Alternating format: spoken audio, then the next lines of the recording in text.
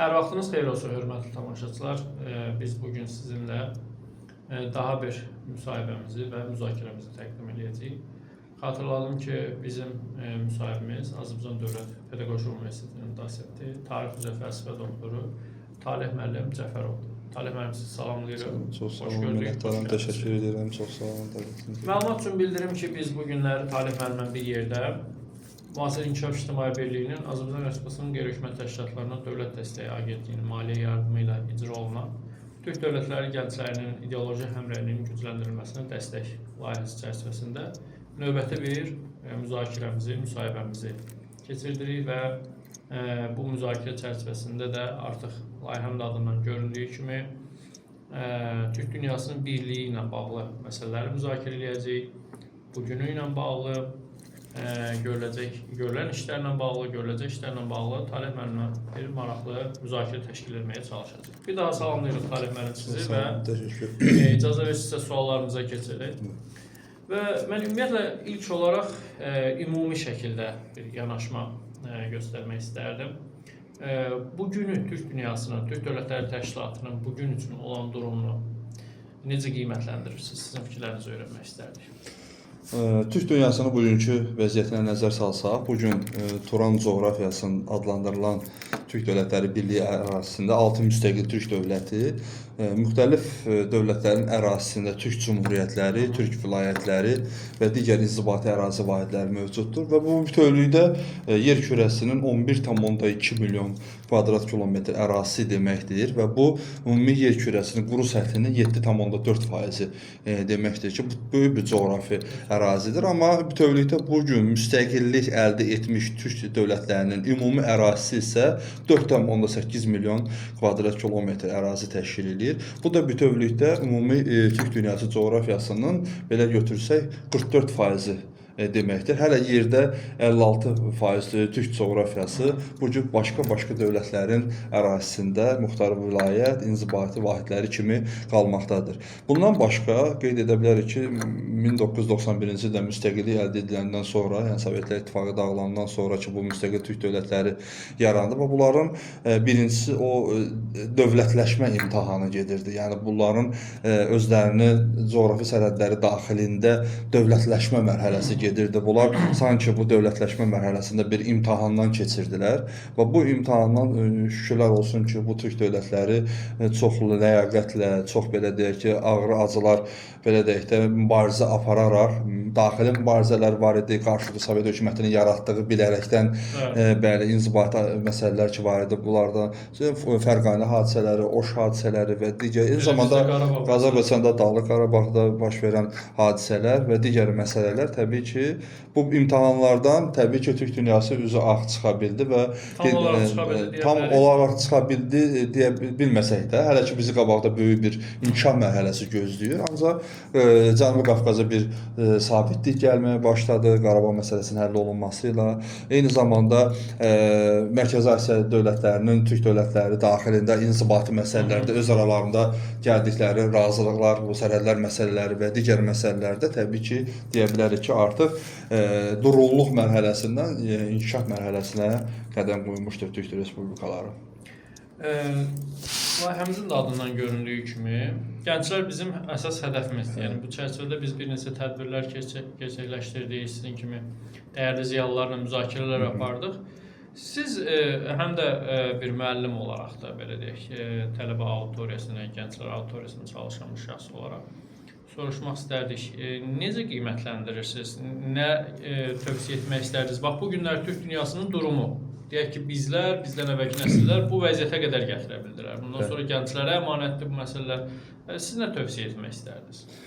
Biz tələbələrimizə Türk dünyasının ümumiyyətlə gələcək perspektivləri, ümumiyyətlə götürsək, Türk dövlətlərinin təbii ki, inkişaf strategiyası, mədəni əlaqələrin daha da intensivləşməsi, Türk dövlətləri mədəni təşkilatı olan Türksoyun ümumiyyətlə fəaliyyətində gənclərin hansı formada, hansı belə dəstəyini göstərə bilər. Bu formada biz söhbətlər qeyd edirik, keçirik və ümumiyyətlə dəstəyimizdə də ayrıca olaraq təbii ki, biz Türksoyun fəaliyyəti, Türk Dövlətləri Təşkilatının fəaliyyəti və onun gələcək perspektivləri, ideoloji əsasları və ortaq türk tarixinə onun belə deyək ki, gələcək töhfələri və digər məsələlər, ortaq türk dili var, ortaq türk ədəbiyyatı var, bir çox məsələlərlə bağlı biz tələbələrimizlə daim bu mövzuları öz mühazirələrimizdə, öz dərslərimizdə keçirik və bir çox məsələləri birlikdə müzakirə edirik və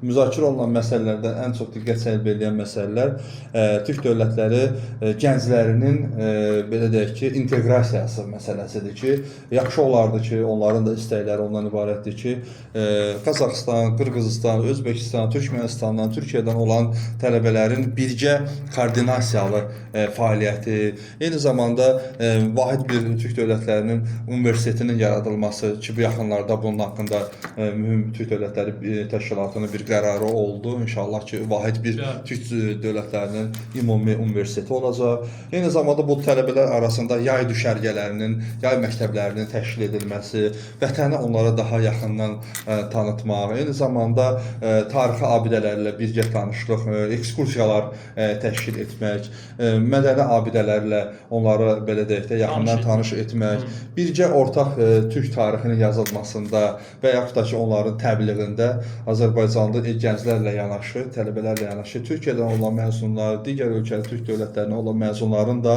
burada qatqısı təbii ki, çox faydalıdır və bu ümumi bizim gələcək Turan məfkurəmizə, türkçülük ideologiyamıza, Azərbaycançılıq düşüncəmizə, yəni bilirəm ki, çox böyük fayda vermiş olar. Təbii ki, bizim vahid ümumi türk dünyasının ailəsinin üzvü olaraq cənab prezidentin də qeyd etdiyi kimi bizim ailəmiz türk ailəsidir və bu türk ailəsinin təməlləri nə qədər möhkəm olarsa və onun komponentləri içərisində əsas belə deyək ki, vuran güc, düşünən beyin gənclər nəzərə alsaq, təbii ki, bizim gənclərlə bağlı işlərimiz daha çox olmalıdır. Bu istiqamətdə sizin də layihəniz çox dəyərli və əhəmiyyətlidir və bu baxımdan düşünürəm ki, gələcəkdə dövlətimiz və digər türk dövlətlərinin də Türkiyəyə, Qazaxıstana, Qırğızıstan və digər türk dövlətlərinə tələbələrin belə deyək də yaxşı fəal tələbələrlə birgə ekskursiyalarını təşkil etmək olar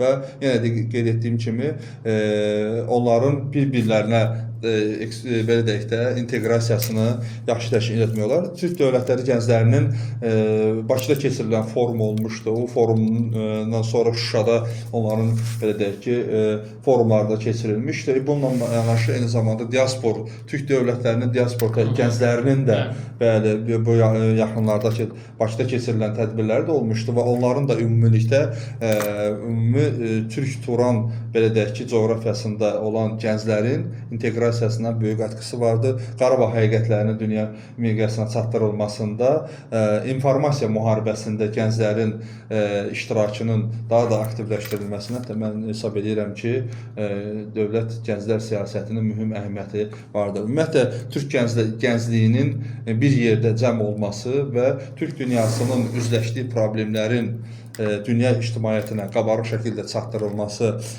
eyni zamanda türk tələbələrin belə deyək ki, bir araya gəlməsi və onların ümumiyyətlə Türk dünyasının üzləşdiyi məsələlər ətrafında fikir mübadiləsi təşkil etməsi baxımından da bütün layihələri mən uğurlu hesab edə bilərəm.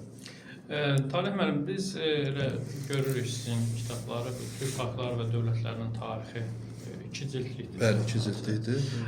Və eyni zamanda Ortaq Türk Tarixi kitabında sizin də məqalənizin çap olmasına bu müsbət bir xəbərlərdir, müsbət bir töhfələrdir. Buna görə də sizə təşəkkür edirik. Bu bir zəhmətli çalışmadır. İndi bir peşəkar tarixçi olaraq siz Ortaq Türk Tarix kitabı, deyək ki, bildiyim qədərilə tədris olunur deyəsən, orta məktəblərimizdə də pilot layihə olaraq deyəsən. Necə qiymətləndirirsiniz bu prosesi? Nə dərəcədə ümum türk birliyinə töhfə verə bilən bir addım olur bu? Mən belə deyək ki, yəni Türk xalqları və dövlətlərinin tarixi dərsliyi, yəni 10 ildən artıq idi ki, biz bunun yazılmasında, yəni belə deyək ki, çox belə səy göstərməyə çalışdım. Yəni ondan sonra bütün materialları toplayıb çox gərgin əməyin nəticəsində iki ciddi ortaq, yəni Türk xalqları və dövlətlərinin tarixi ali məktəblər üçün dərsliyi nəşr edə bildik. Təbii ki, burada bütün Türk xalqlarının ümumi həm qədim dövrdən müasir dövrə qədər olan bütün məsələləri, hətta Şuşada keçirilən Türk Dövlətləri Təşkilatının qeyri-rəsmi zirvə toplantısına qədər, yəni bütün Vətən müharibəsi məsələləri hamısı burada öz əksini tapmışdır. Ümumi götürsək, belə demək mümkündür ki, son vaxtlar Türk xalqlarının və onun ortaq tarixinin yazılmasına çox böyük maraq və təşəbbüslər artmağa başlamışdır. Bu ilk növbədə 1992-ci ildə oktyabr ayında Ankarada keçirilən deməli Türk dövlətlərinin qeyri-rəsmi zirvə toplantısında ortaq Türk tarixinin yaradılması haqqında təşəbbüs irəli sürülmüşdür və ondan sonra 90-95-ci illərdə bununla bağlı Türk dövlətləri belə deyək ki, üzv ölkələrin təşəbbüs qrupu yaradılmışdır və ondan sonraki mərhələlərdə bu həvalə olunmuşdur, yəni Beynəlxalq Türk Akademiyasına və orada Beynəlxalq Türk Akademiyasının deməli müəllifləri tərəfindən deməli ortaq Türk tarixi orta məktəblər üçün belə bir kitab dərslik yazıldı, dərs vəsaiti yazıldı və o dərs vəsaiti bir gün orta məktəblərdə tədris olunur. Amma bizim dərsliyimiz deməli ali məktəblər üçün hazırladığımız dərslikdir və bu dərsliklərdə çalışmışıq ki, Türk dövlət xalqları və dövlətlərinin ortaq tarixini belə deyək ki, əks etdirək və onların ortaq problemlərini üzə çıxardaq və burada çox maraqlı ilk dəfə olaraq yəni Türk xalqlarının belə deyək ki, ortaq ümumiyyətlə sivilizasiyalar yəni məsələsinə daha çox geniş yer verilib ki, dünya sivilizasiya mərkəzlərindən biri kimi Turan sivilizasiyası, eyni zamanda konsepsiyalar burada öz əksini tapıb Türklərin ilkin vətəni ilə bağlı konsepsiyalar, məsələn Şərqi Türkistan ta ilk dəfə olaraq, yəni sonra Misirdə olan Türk dövlət Tulun oğulları, İşidilər, Məmlüklər və digərləri. Mən bütövlükdə götürürəm ki və qeyd edə bilərəm ki, Türk tələbələrimiz dərsliyi çox alqışlarla qarşıladılar. Onun üslubu çox aydın, səlis və qərəzsizdir və anlaşılır dildə yazılmışdır və bu baxımdan biz ortaq Türk tarixində qeyd edə bilərik ki, bir neçə il bundan qabaq Yeni Türkiyə deməli təşəbbüsü ilə, dərgisinin təşəbbüsü ilə deməli Türkiyədə İstanbulda 6 cildlik ortaq Türk tarixi yazıldı və mən bunu ilk kitablardan təşəbbüslərdən hesab edirəm və o 6 ciddiyin həm müəlliflərindən də biri mən özüməm, yəni və bu çox nəfis tərtibatda çıxdı və qeyd etmək istəyirəm ki, ən qədim dövrlərdən 15-ci əsrə qədər deməli Türk dünyasının bir çox problemlərini xalqlar, dövlətlər və digər məsələlər də burada öz əksini tapmışdır. Bundan başqa ortaq Türk dili və ortaq Türk ədəbiyyatının da yazılmasından bağlı çox böyük işlər görüldü. Özünüz də keçən il şahid oldunuz ki, ortaq Türk əlifbası artıq demək olar ki, təsdiq olunmuş oldu və burada bütün Türk xalqlarının demək ümumi belə deyək ki, Türk ləhcələrinin ümumi əlifbası ortalığa çıxdı və çox da maraqla qarşılandı. Cəmiyyətimiz də bunu alqışlarla qarşılandı. Ümumilikdə götürsək Türk-Turan məfkurəsinin belə götürsək ilk babaları da bu məfkurəni yaradan da Azərbaycan türkləri və onların deməli məfkura babaları olmuşdur ki, Əli bəy Hüseynzadəmiz, Əhməd bəy Ağoğlu, Məmməd Əmin Rəsulzadə və digərləri türkçülük, türk məfkurəsi, hətta Rəsulzadə Azərbaycançılıq məsələləri də burada öz əksi tapdığını da qeyd edə bilərik. Yəni ümumi götürsək ideya bizdən, dərsliklərin yazılmasına təşəbbüslər bizdən qaynaqlanmışdır və yalnız bu məsələdə Azərbaycan sanki bir moderator rolunu oynamaqdadır, bir arteriya damarının rolunu oynamaqdadır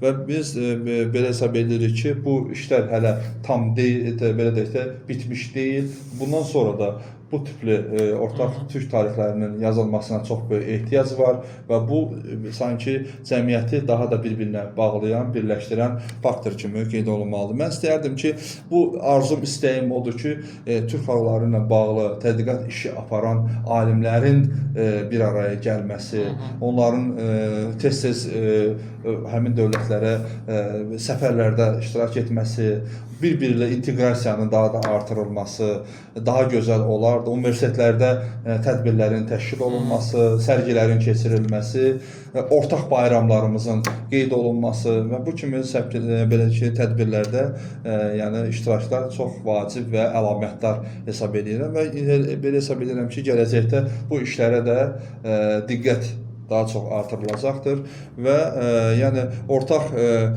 türk belə deyək ki, tarixinin yazılması ilə yanaşı ortaq əlifbanın yazılması məsələsinə diqqət etmək istəyirəm ki, bu hələ əsrin əvvəllərində 1926-cı ildə 1-ci Bakı Türkoloji Qurultayında ortaq türk əlifbasının hazırlanması ilə bağlı məsələlər qaldırılmışdı. Orada çox gözəl müzakirələr də keçirilmişdi. Sadəcə olaraq həmin tədbirdə iştirak edənlərin çoxsunun Sovet hökuməti tərəfindən həmin alimlərə divan tutulması, onların repressiyaya məruz qoyulması o dalı gəlmədi o tədbirlərin, yəni qurultayların ardı keçirilməsə də, lakin müstəqillikdən sonra bu məsələlərə diqqət daha çox artmağa başladı və təbii ki, bu fikrin də babası yəni İsmail bəy Qaspranski olmuşdur ki, İsmail bəy Qasparalı özünün Tərcüman qəzetində də dildə, fikirdə və işdə birlik şüarı ilə çıxış etmiş və o ortaq türk əlifbasının müəllifi hesab olunmuşdu. O hesab edirdi ki, yəni ortaq türk əlifbası məsələsi qaçılmazdır və bunu mütləq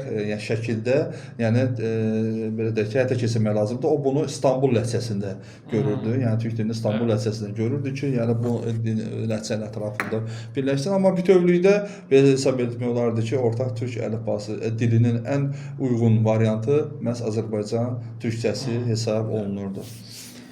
Talib müəllim, maraqlı məqamlara toxunuruq. Türk Dövlətləri Təşkilatının indi sizə qeyd ediləcək 6 türk dövləti var. Əlavə indi türk toplumları var, muxtar qurumları var. Bax, bu Türk Dövlətləri Təşkilatının gələcək perspektivini necə görürsünüz?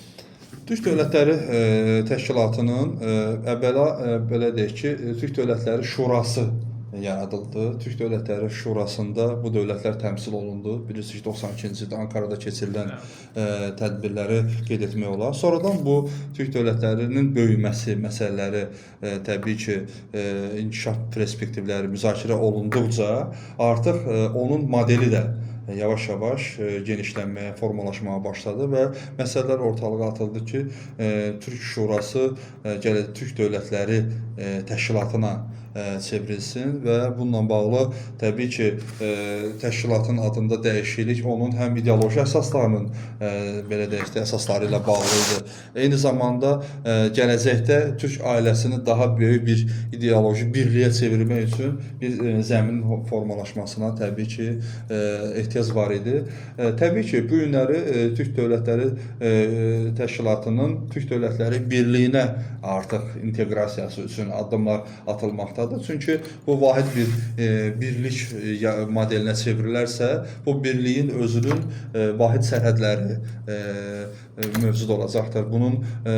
Bu birliyin daxilində onun pul dövriyyəsi, vahid bankının olması, vahid parlamentinin olması, vahid gömrük sisteminin olması, ya bunun üçün də ən gözəl nümunə Avropa Birliyi ki var. Yəni bu birliyin nümunələrindən biz yaxşı istifadə edə bilərik və bu birlik təbii ki, sarsılmaz olacaq və bu birlik birincisi Türk dövlətli xalqlarından təşkil olunur və burada qeyri-millətlərin və deyək ki, xalqların nümayəndələri daxildə yaşasa da, amma birlik olaraq yalnız Türk dövlətləri bilinib. Siz xatırladım sizə, 1922-ci ildə Lenin SSR adlı dövləti qurduğu zaman belə bir model fikirləşdi ki, bu modeli Türk və Slavyan xalqlarının birliyindən ibarət bir birlik yaratsın. Yəni SSR Türk və Slavyan xalqlarının birliyi modeli idi və gördünüz ki, bu birlik modeli 70 il özünü doğruldu. Sonradan 40-cı illərdə düzdür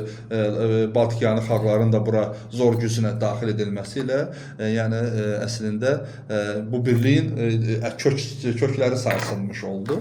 Amma bu birlik özünü doğrultmadı. Yəni çünki Türk-Slavyan birliyi sonraki adımlar bu birliyi doğrultmadı. Amma bu gün bu Türk Dövlətləri Birliyi Təşkilatının yalnız Türk dövlətlərindən ibarət olması bunun əsaslarını daha da möhkəmləndirir, onun ideoloji əsaslarını daha da möhkəmləndirir. Eyni zamanda dil birliyi, fikir birliyi, mədəni birlik, gələcək vahid hədəflərin olması təbii ki, bu təşkilatı daha yaxşı gələcəyə apara biləcəkdir. Və bizim təbii ki, bir-birimizdən daha yaxşı anlaşmağımız, eyni zamanda bir-birimizə strateji əməkdaşlıq belə deyək ki, səviyyəsində qəbul edilən qərarların olması, Azərbaycan-Qazaxıstan strateji tərəfdaşlığı, Özbəkistanla əlaqələrimizin günü-gündən daha da yaxınlaşması, eyni zamanda Macaristan dövlətinin, Türkmənistanın bura müşahidəsi qismində cəlb edilməsi də çox gözəl bir adımdır və biz artıq hesab edirik ki, Macaristanın artıq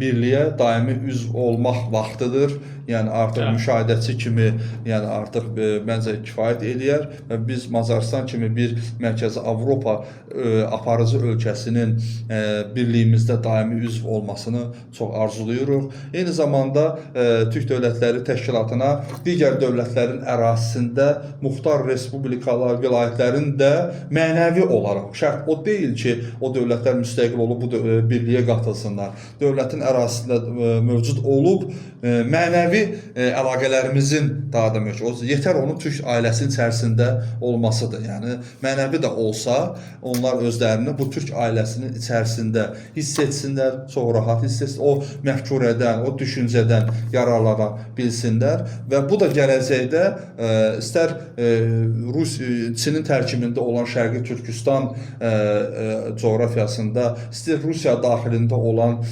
Saxa, Tuva, 7 muxtar respublikanın böyük bir coğrafi ərazidən gedir söhbət. Eyni zamanda İranda Güney Azərbaycan məsələsi, eyni zamanda qeyd edə bilərik ki, İraqda Kərkük və digər məsələlər, Baltikyanı ölkələrin ərazisindəki Qaqavuzlar və digər Türk xalqlarının da yəni bu mənəvi bağlardan yararlanmağına fayda vardır və mən hesab edirəm ki, bu bölgələrlə, subyektlərlə Türk Dövlətləri Təşkilatının belə deyək ki, daha çox belə deyək ki, əməkdaşlığı və burada aparılacaq işlər gələcəkdə Türk ailəsinin daha da böyüməsinə, onun inteqrasiyasına və bölgədə güc belə deyək ki, mərkəzlərindən birinə çevrilməsinə fayda verəcəkdir. Mən hesab edirəm ki, gələcəkdə yeni bir güc mərkəzi formalaşır və bu güc mərkəzi deməli həm mədəni əlaqələrin qurulmasında, həm regionun belə deyək ki, strateji hədəflərə çatmasında təbii ki, Türk Dövlətləri Təşkilatının mühüm rolu olacaqdır. Və onun artıq hesab edirəm ki, hərbi təşkilatının yaranmasında böyük bir ehtiyac var. Yəni bugün Turan adlandırdığımız beyinlərimizdə təsəvvür etdiyimiz bir dövlətin, Türk Dövlətləri Birliyinin artıq hərbi, vahid hərbi sisteminin formalaşır. Çünki bölgəmizdə, ətraf ərazilərimizdə baş verən siyasi kataklizmlər, baş verən siyasi proseslər onu göstərir ki, biz bir-birimizə daha çox inteqrasiya etməliyik.